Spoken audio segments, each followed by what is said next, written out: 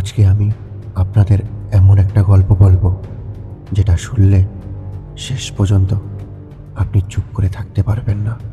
একদিন একটা তোতা পাখি বসেছিল ঘন অন্ধকার জঙ্গলের মধ্যে একটি উঁচু গাছের ডালে। চারপাশে অদ্ভুত নিস্তব্ধতা। হঠাৎ করে তোতা পাখিটা দেখল যমরাজ সামনে দাঁড়িয়ে আছে, আর যমরাজ হালকা করে হেসে ফেলল। এই হাসিটায় তোতা পাখির বুক কাঁপিয়ে উঠল। তার মানে হলো আজ বুঝি তার মৃত্যু লেখা আছে। ভয়ে সে কাঁপতে কাঁপতে ডেকে উঠল, গরুর বন্ধু, গরুর আমাকে বাঁচাও। আর মুহূর্তের মধ্যেই গরুর এসে হাজির। গরুরকে সব ঘটনা খুলে বলল।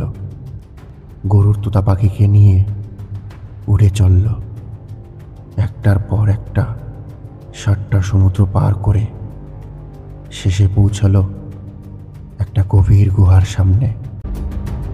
গুহার ভিতরে অন্ধকার, নীরবতা।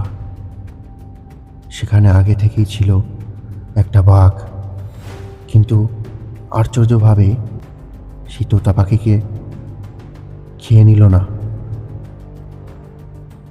এরপর গরুর ফিরে এসে যমরাজকে জিজ্ঞেস করল, তুমি তো হেসেছিলে কার মৃত্যু দেখে?